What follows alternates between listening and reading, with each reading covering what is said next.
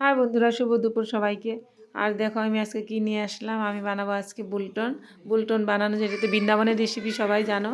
আর বুলটন বানানোর জন্য তো এটার মধ্যে চাই ময়দা। আর আমি ময়দার সাথে অল্প লবণ আর সাদা তেল দিয়ে আমি এটা মিক্স করে নিব।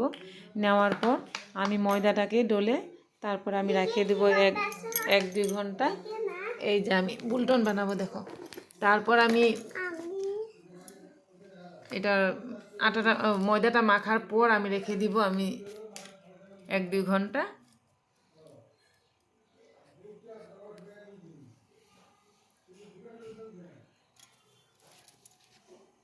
আমি অল্প এখানে বেকিং পাউডার দিয়ে দিলাম।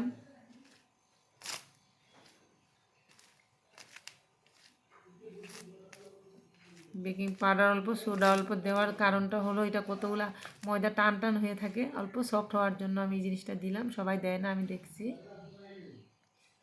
আর এই যে আমি দেখো জল দিয়ে এখন মেখে আমি এটা রেখে দিব।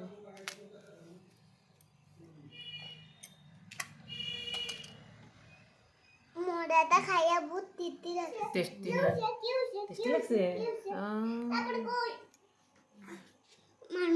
মানুষ তাইলে ভিডিও করে রেখে কই ভিডিও করছি।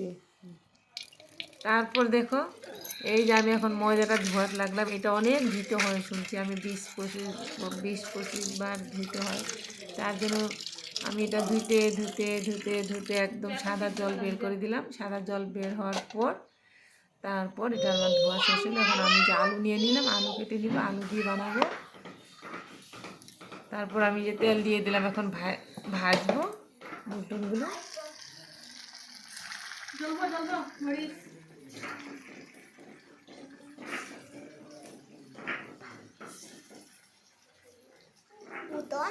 বুলটন এটা বৃন্দাবনের রেসিপি।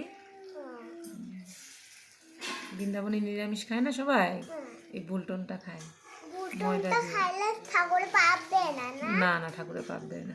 মাংস খাইলে ঠাকুরে পাপ দেয়।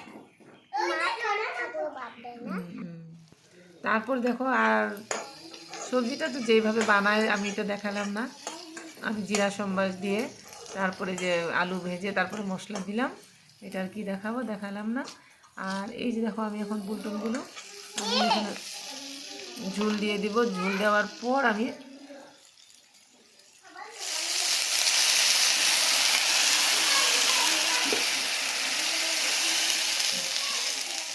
অল্প উতলাবে, উতলানোর পর আমি এখানে দিয়ে দিব বুলটনগুলো।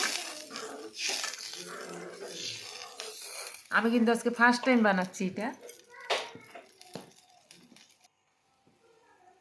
এটা টেস্ট কিন্তু এমনি খেয়েছি আমি অন্য জায়গায়, কিন্তু আমি ঘরে বানাইনি।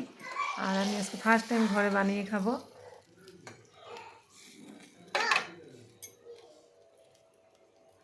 দিয়ে দিলাম আমি বুলটনগুলো। দেখো আমার তরকারিটা রান্না হয়ে গেল। কেমন হয়েছে তোমরা দেখে বলবে কমেন্ট করে। এটা বাটিতে নিলাম কাউকে দিব বলে, আর অল্প বানালাম, আমরা ঘরে খাবো।